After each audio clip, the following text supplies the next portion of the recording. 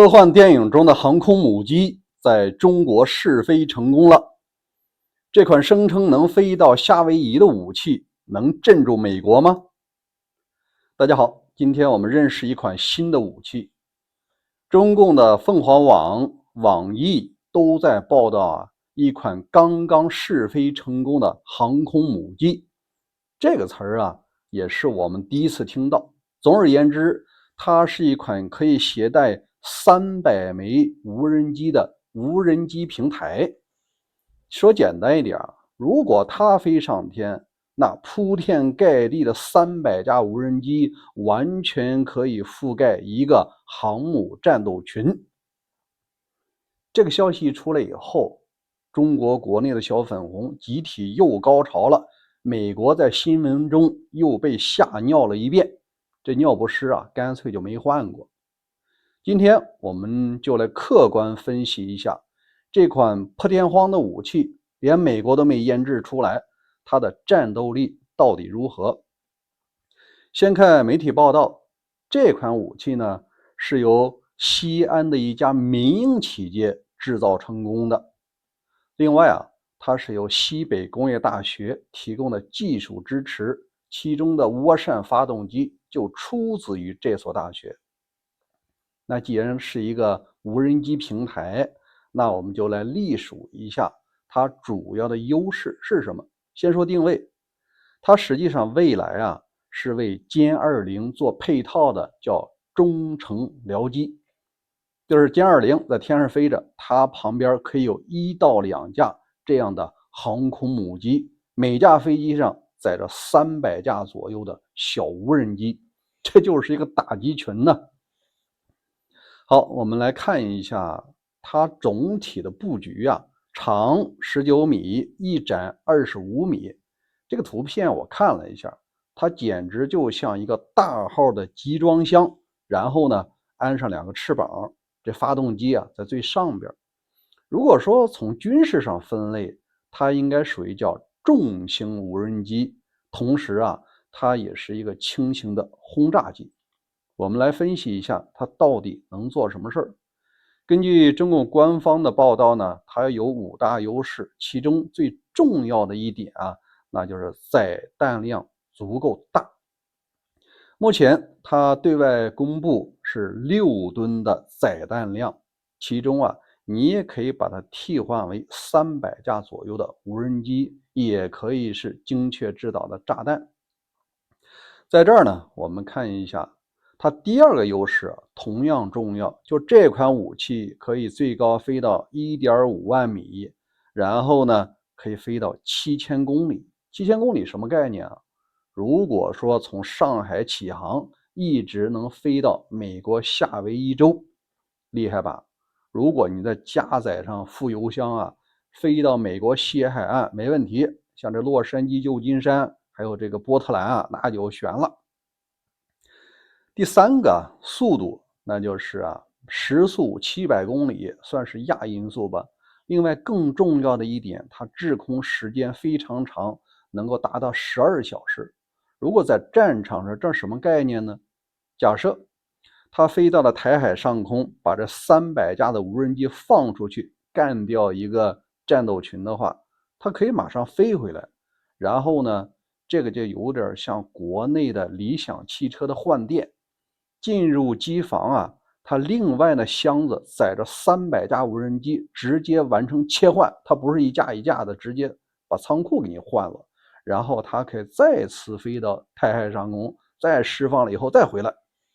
你想一下，12小时往返的话，你得往返多少架？它就有可能释放数千架的无人机。好，第4个更重要的一点，它是 AI 自主发现目标，应该说事先把那些台海或者说其他区域的无人机、舰艇的目标输入到无人机里，自主发现目标，自主完成攻击。第5个，刚才讲到的呢，它只是说作为无人机平台出现，实际上它也是察打一体机，而且我认为它攻击能力还是比较强的。它在4个外挂架里边可以挂8个这个精确制导炸弹，也可以挂20枚的导弹。另外最重要的一点啊，这款武器价钱还非常便宜，这正好是中共的核心竞争力之一。你要是国有企业报价比较贵，目前的价格是保密的，但既然由民营企业做，它的效率和成本控制绝对给你搞成白菜价。那既然这款武器这么厉害，它目标是要做什么呢？我们通过它的航程7000公里，如果加上副油箱能干到美国西海岸，你就清楚它的目标不仅仅是台海，他提出了2个，第2个呢叫南海，那就成菲律宾的这个噩梦了。第3个呢，我提到了中印边界。你通过这航程发现，既然说夏威夷能达到，整个欧洲也在它的覆盖范围之内。至于说南美和非洲呢，那就不用提了那不值得一打。好，我们听他吹得这么玄乎，是否这款武器没有短板呢？有，这款武器它没有隐身的功能。你想连这个外挂件副油箱都给你挂了，你没法做到隐身呢。那很明显，它飞上去以后呢，一定会被雷达捕捉到，然后呢，成为巡航导弹或者是这个其他空控导弹的目标之一。所以你一款吹嘘非常厉害的武器，如果短板不能解决可能也是一个赔钱货这是我对这件武器的综合评价。那另外，既然说中共这么热闹，在台海对岸的台湾呢，也在加紧研发自己的蜂群无人机群。他想了一个更加实际的办法，就是和美国的一家公司叫卡拉托斯，以前和美国的公司就有过这样的研发记录。在一款靶机的基础上，他们研发了一个叫做战风4号的自产无人机。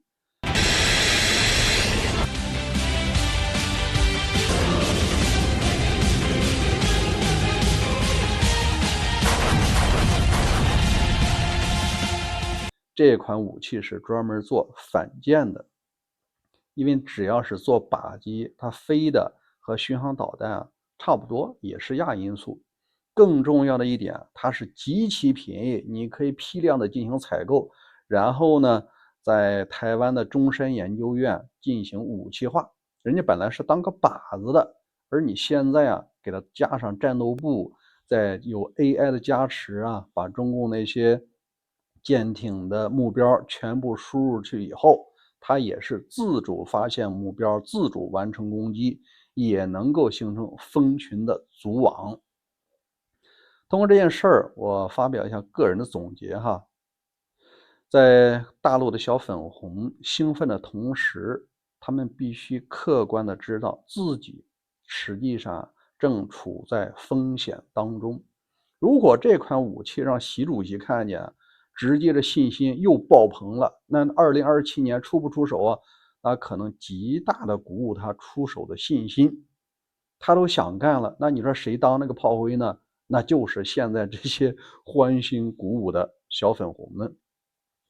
从另外一个角度那就是经济原因来考虑。如果这款武器真的量产，它极大的会消耗这个民脂民膏。纳税人纳的钱本来通过政府的分配，可以在福祉上、医疗、教育、养老进行这个投入，改善民众的生活。现在的习主席把这个都往后放，而把增强中共的合法执政合法性。另外呢，就是要在27年完成这个千年大计的目标，武统台湾。这个时候钱先军政治可能就会成为一个必然的选择。好，关于这2款武器，您有什么观点？欢迎在留言区留言。下期节目我讲一下美国一家武器制造商试验了一款微波和电磁武器，它实现了1对多的蜂群。以前的激光呢，你还要烧10秒钟，现在它一束微波打出去，60多个无人机集体落下，这不成了集体收割了吗？如果您感兴趣，欢迎关注大卫军情局，咱们稍后再见。